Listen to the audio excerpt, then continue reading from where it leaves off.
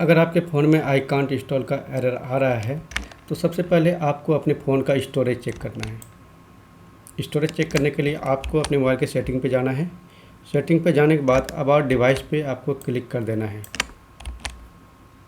Click करने के बाद आप अपने फ़ोन का स्टोरेज यहाँ से चेक कर सकते हैं। अगर आपके फ़ोन में स्टोरेज अवेलेबल नहीं है, उसके बाद भी आप एप्लीकेशन इंस्टॉल करेंगे तो भी आपके फ़ोन में आई कांट इंस्टॉल का एरर आएगा।